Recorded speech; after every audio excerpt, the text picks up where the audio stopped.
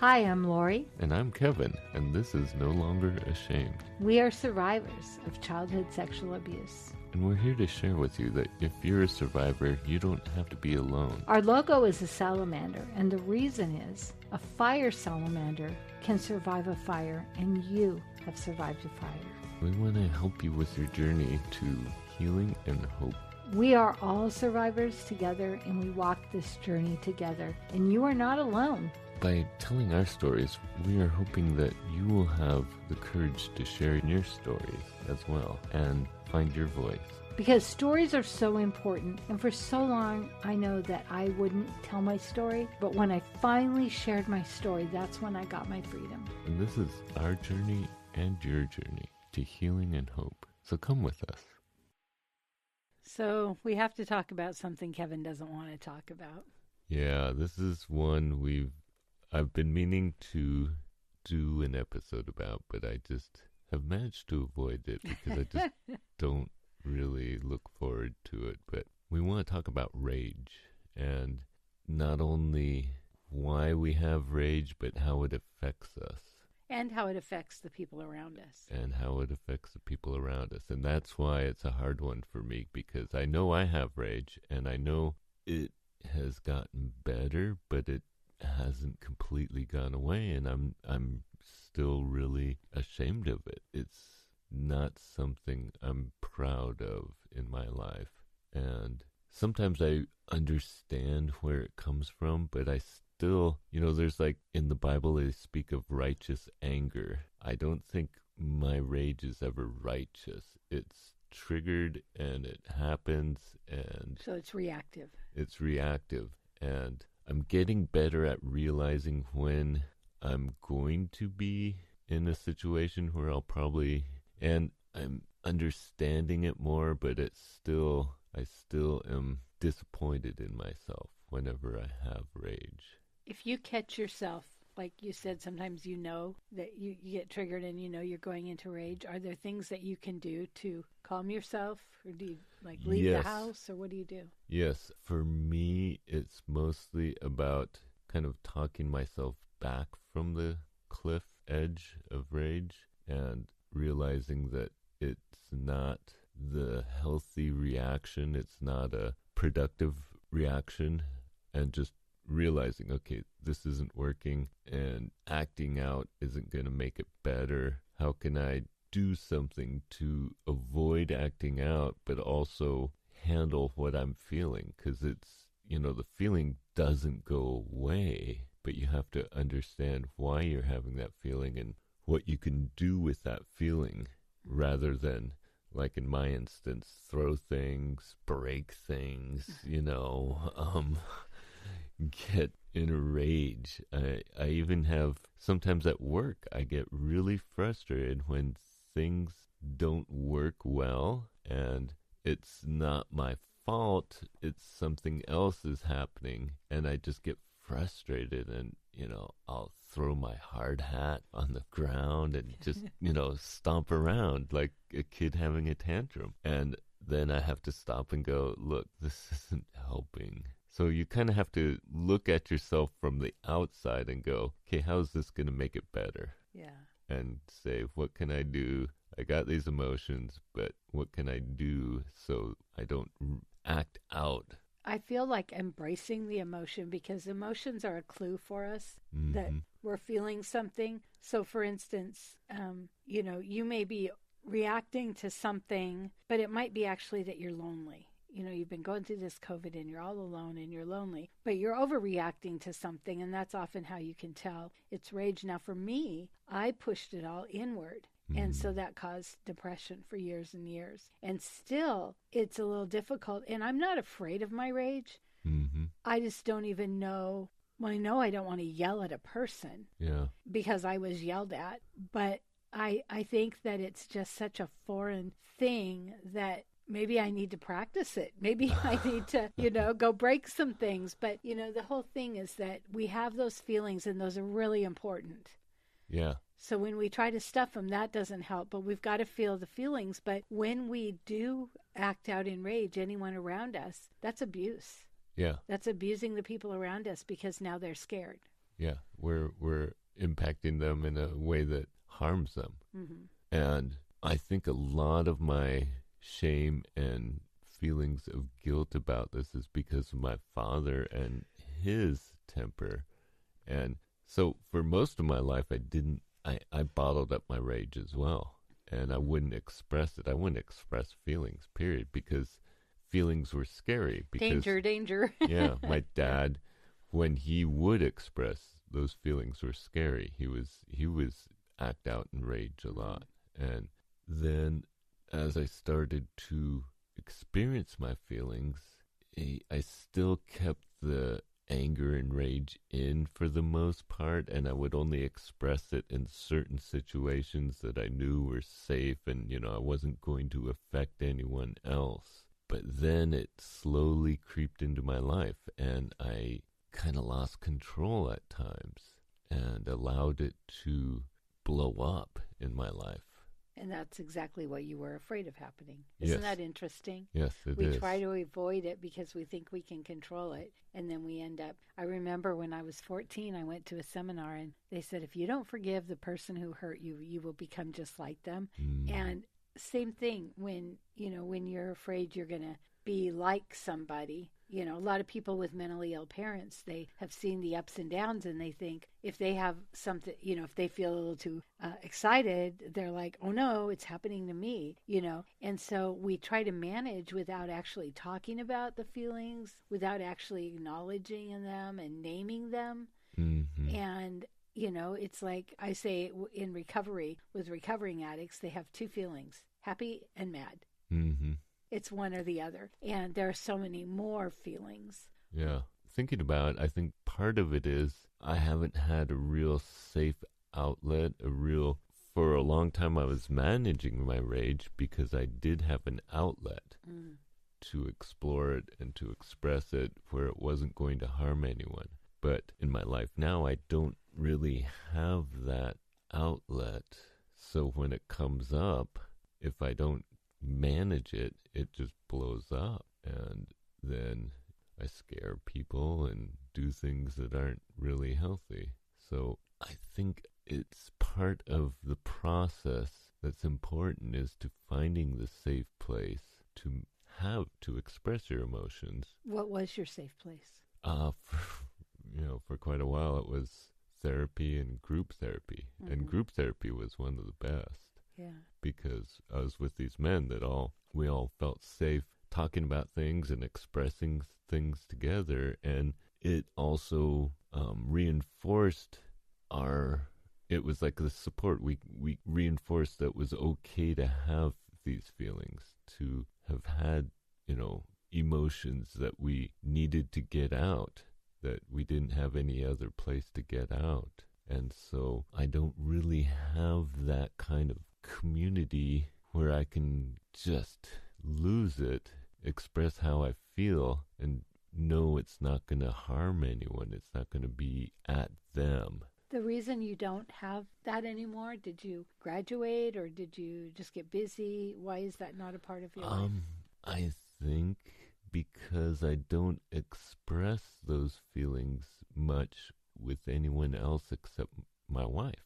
And generally, when I have rage, if it's at her, that's not the best time to express them. It's better to express them with someone who it's not directed at. And that's why group therapy was great, because I wasn't directing my rage at these other men. I was just able to express my rage that I had, but it wasn't directed at someone. Now, why I'm kind of ashamed about my rage is when I have rage, it's directed at someone. And usually it's because I'm feeling like I'm misunderstood, or I know one of the biggest triggers of my rage is when I'm being accused of something that I know I didn't do or it isn't my fault. And I just lose it. So how come you don't have a group now? Are you too busy, or did you graduate? So it's just because you're busy. Too busy. And my friends, I have a lot of friends, but we don't, it's been this pandemic thing that we haven't seen people. Yeah. And even my friends, I don't have that close a relationship to be able to express this kind of stuff with. I do to a degree, and there's certainly times I express a lot of stuff with them, but I don't see them often enough. Would you put this in the category of self-care? Yes.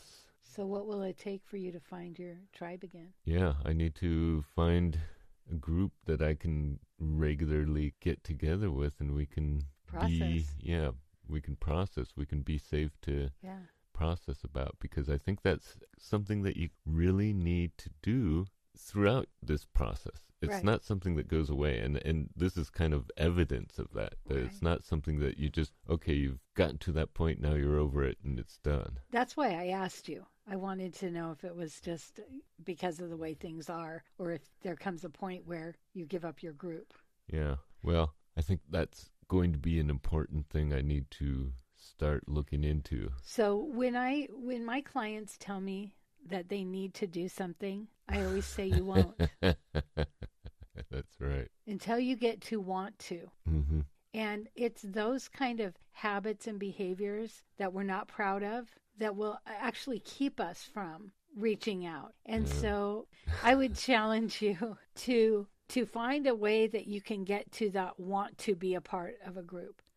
Where there's a reason for doing it that would really fill you up, bring you joy. Because if it is part of self-care, and if you should do it or you need to do it, then it becomes a chore. Yeah, it becomes something another thing on your list. Something you just keep putting off because you have all these other shoulds and needs, and you just keep putting them off because they're just a chore. Because they're just something that has to be done. Yeah. And I think with rage, there's the reacting to things, the triggering, but also when you're not doing self-care, we get resentful. And that can lead to rage as well. And so part of it is knowing who you are and knowing what brings you joy. And it's so easy for survivors to be workaholics and to feel unworthy, that I don't get to have fun. I just have to work. And so I think then that fuels the rage. That's really true. I know a lot of times when I'm at that point where it's right there, it's because I just haven't had any sort of, what's the word I'm thinking of? Downtime? Recovery. Yeah. So I feel like things build up. You have to work, and you're trying to get caught up on all these other things. And I just get feeling like I'm swamped because there's all these things. There's work, there's the dogs, there's all these other things that build up. And I'm just not getting caught up. And especially if I'm not getting enough sleep, and then something happens and it's laid on me, and I just that's it, I'm done. Yep. That was the straw. Yeah. And I think for me, I know doing this podcast has been a part of my process. And as a result, I've explored a lot of stuff, but it's also just it's not on an intimate level, so to speak. It's not your tribe. It's not the people that understand what you've been through without you saying anything. Yeah, it's basically, I'm doing it for a purpose, but the purpose isn't necessarily my healing.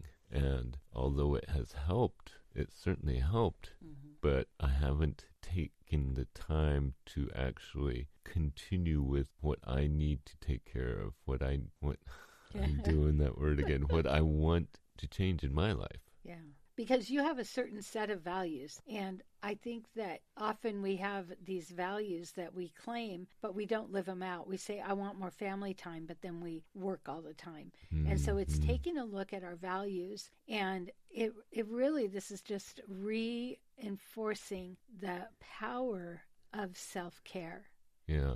Because when we don't get enough sleep, even when we don't get enough water, when we don't get a little downtime, then we suffer. Well, and it depends on how we use our downtime, too. Mm-hmm. And I think sometimes I don't use it in a way that's really helping me. It's on my phone looking at the news or, in some way that I'm distracted, but I'm not getting that real recovery. And I know biking for me is a big deal, but it only deals with kind of the physical recovery for me. And it also helps cleanse and so forth. It makes me feel better physically and mentally, but not necessarily emotionally always. Mm-hmm. And sometimes because I've got all these other things, and then I make sure I go biking, but because I'm going and taking care of all these things and biking, there's still other stuff just hanging over, so I never feel really caught up. But I think part of it has to be I have to just allow some things that I'm not going to be able to, I'm not going to be able to do it all. Mm-hmm. It will never always be caught up. And that's, that thought causes you stress. Yeah, that's something that's a hard one for me to grasp. It's like when I look around and I see things that need to be done, I always feel like, okay, well, I ought to be doing something. Yeah. So it buys into your I'm not enoughness.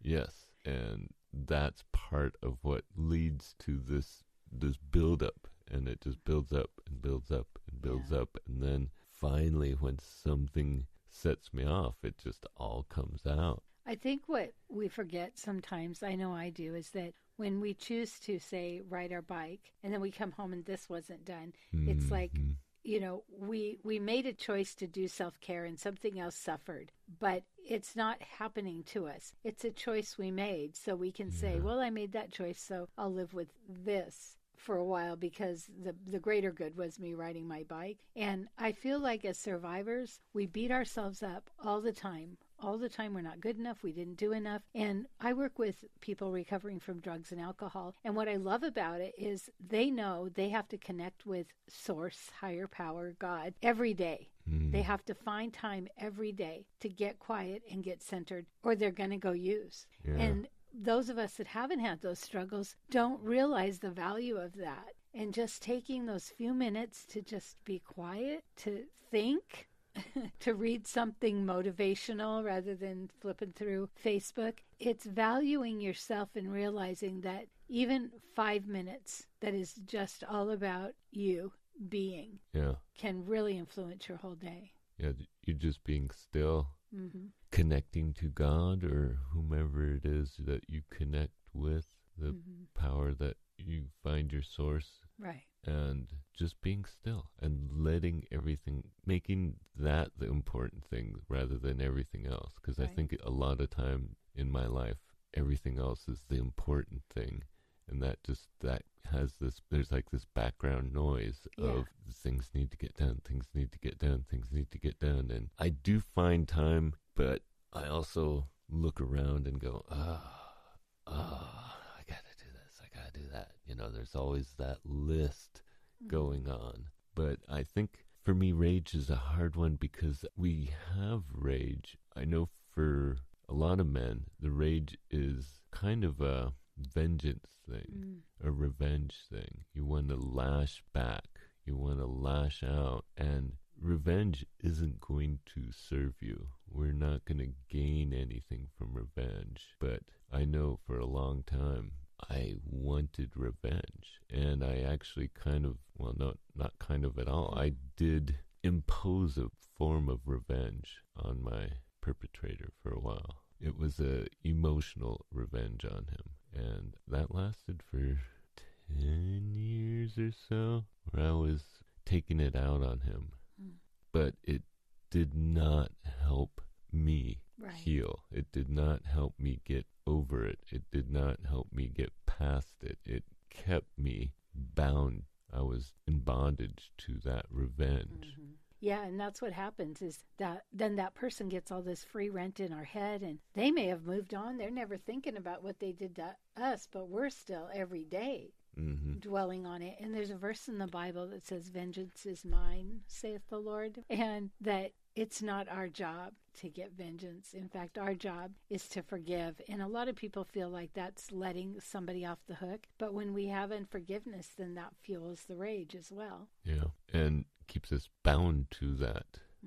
And that's what we're doing this to help you get free, to help you get free of the bondage. And when we say you, we mean us. And Also us, because we're not entirely free either. We're still working on it. We're getting there. Well, it's a process, and then that goes back to the group. You know, we're still always getting there. Yeah. And recovery is so circular. It's not linear, and unfortunately a lot of programs are linear. Yeah. You know, they take you from A to B to C. And then you're over. You're right. done. But recovery is not that way, and you may be doing good for years, and then something else comes up and just throws you for a loop. And so finding those places of self-care where you can get that out and talk about it, whether it's a group. I know for a while you were doing the online thing, but having that safe place and not saying, oh, well, I should be better by now. Recovery is long term. We say that with the addicts, and it's true with what we're going through too, because it doesn't just go away. And often I've thought, I wonder if I wouldn't have had that in my childhood, where I would be today. And I can't dwell on that, but that's why it's long term, because at my age, I'm still dealing with things that happened to me at 3 years old. Yes, we are. Yeah. It does get better. We understand and realize some of the cycles we're going through. We also understand and realize what helps us get through them. And so it makes it easier when we're going through these things. Yeah. But it doesn't mean we don't ever go through them ever again. Right. And there's anger, which is righteous anger, when we hear about kids being abused. But when it's that anger and that rage, you know, there's so many things we can look at in our own life, being too busy, not having an outlet. You know, that's a wonderful clue. When you feel rage, it's a wonderful clue to say, oh, I think I want to engage in a little bit of self-care. Yeah. You know, things are getting out of control. What is it that's getting out of control? And I know for me, when I do feel that way now, I'm getting better because I recognize it happening and I go, I can realize, okay, I'm having anger, but it's not something that needs to be reacted in this way.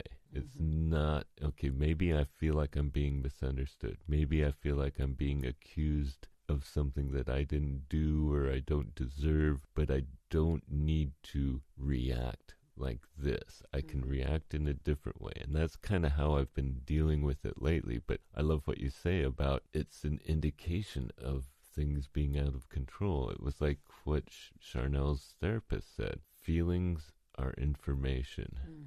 So when you're getting there, you realize, okay, why do I feel like I need to blow up? Is it that big a deal? Well, no, not necessarily, but maybe it means that I'm feeling out of control. Maybe it means that, you know, things are getting to me, and I need to look at that and see what I can do to help that situation. Yeah, doing a personal survey and taking a look. And as we get more control over that, like, so for me, I stuff everything. So then I have to go, okay, I'm really mad about that. And so I need to find someone to talk to. I need to get it out of my head and let myself be angry, because even the Bible says be angry and sin not. It's not wrong to be angry. No. It's important, but it's when we react and we use it to harm ourselves or others that's when we get ourselves in trouble. And just knowing, when you start to recognize it and know it, then you can start to make those changes. There's this guy I love, his name is BJ Fogg,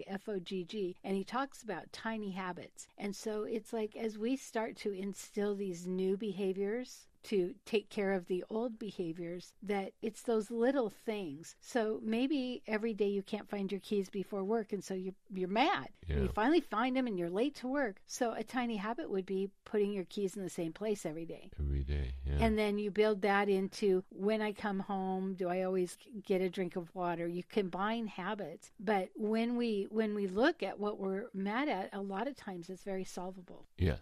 It is. And that's why, because anger is a feeling. It's not wrong or right. It's just we have feelings, and it is a feeling. But rage, when we're losing our control over anger, then that's an indication that something's wrong. Yeah. That's when we need to be paying attention. And I think, you know, survivors often have rage, especially men. I don't know with women as well, but I think a lot of men do it because they haven't had a lot of control in their lives. Mm-hmm. So when they feel out of control, when they feel like they losing control, then they just completely blow up because that's a helpless feeling. That's why in traffic they call it road rage, because you're blind, out of control with rage, and you do ridiculous things. Yeah, so that's, it's important to express your feelings, to have your feelings. And feelings aren't wrong or right, but it's important to recognize them and have them. Yeah. But when you're out of control, that's when you need to realize there's something wrong. Yeah. And you need to look at and find out how you can control it or handle it. And if it's a pattern, get help. Go to counseling. You could be in recovery for 10 years, and there's no shame in going back to counseling. Yeah. Or finding a coach to help you work through. Find a group to go to, because the whole thing, the reason we share our story is we're not in this alone. Yeah. And as we get to a level where we feel like we've dealt with it, we can tend to isolate from the people that would be the most supportive of us. Yeah, that's true. I need to think on this one. I want to think on this. I think you want to think on this. I want to think on this. I want to find out a little more, because part of this is for my own good here, because it hasn't been happening very often, but I know there have been a few times where I've just been like, why did I lose control? Mm-hmm. What was going on? And have you been able to figure it out later, like after you broke everything? Or yeah. And it has helped because it hasn't happened since, or as, I've come close to that point and realized I was starting to lose control. And it's like, okay, I'm starting to lose control. This is what's going on here. Yeah. And if you're a parent and you get upset with your kids and you're raging, it's probably not as much about their behavior as what's going on with you. And that's a clear sign to get help. Yeah, because taking it out on them isn't going to help you or help them. Yeah. And it could really lead to a lot of harm for both of you. Yeah. And so I pay guess, attention to your rage. Yeah.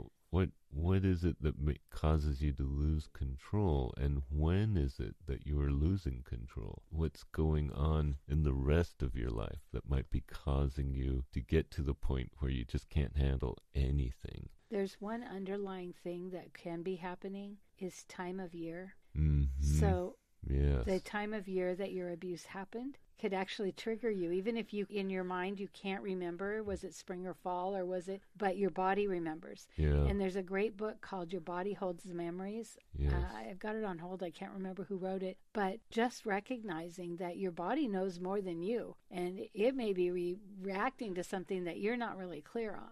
Yeah, I know. For me, the seasonal thing was a big deal for a long time. It's not as much now, I think, because I started to recognize it. Yeah. And then it didn't have as much power over me.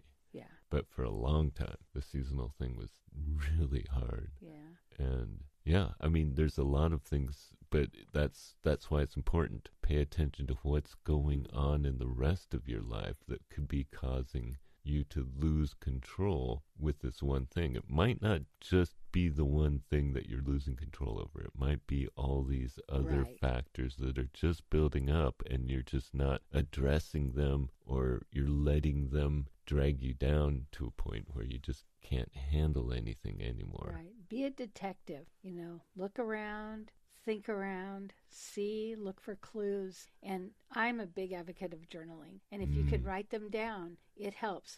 I love true crime, and I love how they try to solve all these unsolved mysteries that nobody's been able to solve. And part of that is looking at clues. And so you're kind of your own little investigator. You're solving your own little thing here by paying attention and watching, listening, looking. And then you get to be the master of you. You get to figure out what it is that's going on, and also that you can get help if you need to. Yeah. And it's even sometimes as simple as, and what's that one? The HALT, hungry, angry, lonely and tired. Mm-hmm. And the combination is brutal. Right. I mean, having all of them at once can be really brutal. And if you don't have good boundaries and you're working too much, or you're doing everything for everybody, that's going to be hard. That's going to make you angry and can cause rage. So, and if listening to this is making you upset, then that's good. Because, like, Kevin didn't want to talk about this. I did not want to. Well, I had it on my, I've got all these topics I've wanted to bring up, and it was one of the ones I wanted to bring up, but it's also the one I just kept kind of ignoring because I didn't want to talk about it. So, and I think for survivors, rage is a tough one because we feel like we have a right. Yeah, exactly. We feel like we deserve to be angry. We deserve to, but yes, we have a reason to be angry, but we don't necessarily have a reason to lose control. Yeah. And so I think that's part of what's so hard is knowing when you're having anger and expressing anger and when you're losing control over that. Mm-hmm. And when it's actually harming someone else, when you shouldn't really be harming someone else. Mm-hmm. So that's what is hard for me, was hard for me, and I'm getting better at, but it's like, yeah, I got to pay attention to this a little more in my life. Yes, if we ignore it, it does not, I repeat, does not go away. Mm-hmm. So, and a way to tell if you have rage is really when you're in the car and you're behind someone. And I learned that a long time ago. If you really struggle with road rage, then you probably have a lot of other rage too. It's just coming out there. Yeah, you're allowing it to take and you don't have to live like that. You don't have to have it sneak up on you and get out of control, and then you feel remorseful. You can take control. Yeah, it just takes paying attention and understanding. Yeah, and we're in long-term recovery. We're always going to be growing and learning. And so, it's layers and layers. So reach out if you're feeling it. Reach out to someone you know or feel you can trust with your feelings and reach out to them. Talk about them. Talk about all these other things that are building up, all these other things that are weighing you down and you're feeling trapped by. And just, I think for me, just even talking about them and thinking about them helps to reduce their drag on me, their control over me. I don't feel like at the time it's the pressure's building up. I feel like it's just everything just adds more and more pressure. And then when you talk about, when you look at, when you write it down, you realize it loses its power. It's not that big a deal. Yeah. So. Well, good talk. Yeah, we did it. Yeah, I'm so glad. You got it out of your head. Got it out. I was dreading this one, but it's an important one. It and is. I think it's really. And there's so much shame in that we deal with, and it's good when we can talk about things because then we realize there really is not shame in it because it's solvable and it's a teacher. Yeah, and we have enough shame from our past. We don't need to add to our shame. Right. We don't have to be ashamed about this because there's reasons we're feeling these ways. Yeah. There's reasons we're having these feelings, and there's, as long as you can take a look at them and understand why we're having them, then we can start working on them. Yeah. So that's it for today. We are going to have a prayer time if you want to stick with us. If not, we believe in you. We want to hear from you. We want to hear your stories. If you like this podcast, please rate and review because that's how other people can find us. And we really want to spread this message. Father, I thank you for all your blessings, especially that you aren't ashamed of us and you understand our hearts. Even when we're raging, even when we're out of control, you understand where our hearts are and you love us and you want us to know that you love us even when we're raging, that you want us to get to the place of peace with you and understand how important it is to spend time with you and be centered with you and really feel your presence in our lives. Lord, I just pray for anyone who needs you in their lives, that needs to know that you love them and you want to heal them and help them, that you would be there for them and that they would feel your presence. And Lord, I just pray for all those that are feeling ashamed, that you would help them to know their value, that you value them and that you care about them, that they do matter, that they do have a purpose, and that they don't have to be ashamed. And their anger is valid, and there's a reason they're angry, and that it's okay to be angry, but it's not okay to be hurting anyone else, and help them to understand how to control that anger and how to express it in a way that isn't harmful. Lord, I just pray that anyone listening would find hope in you, in your name. Father, I just thank you for the way you've created us, Lord, that we have these bodies that want to heal themselves, and that we have this mind and this brain that can change, Lord. And often we think, that's the way I am and I can't change. And Lord, I'm so grateful that our mind can change our brain, and that we can take all of these thoughts captive. We can look at all these things that we're doing that we don't just love, and we can begin to turn them around. And Lord, that you're a good God, that you want that for us, and that you want to be there for us, Lord. And so I just pray as we walk through this week that you would bring to mind when we're struggling, if we're raging, if we're hurting others, Lord, that we might be able to stop and just look to you, Father. And I pray for self-care. It's the first thing that goes when we get busy, Lord. And I pray that we will specifically do self-care. We will be good models for our friends and family of what it means to take care of yourself and this amazing body you gave us, Lord, and that everything doesn't have to be perfect. Everything doesn't have to be done. That what's really important is that we love and serve you, and that we love and serve others. Thank you that I thank you that you're such a good God, and that you do love us, and that no matter what we've been through, you can always use it, and you can always, and that it doesn't define our purpose, or because we may have got off track as kids with this abuse, that it doesn't mean our purpose isn't still our purpose, Lord, and that we are here to love and to do something. And I pray that you will begin to light that fire of what it is that we're here for, and make it so clear. In your Son's holy name, amen. Amen.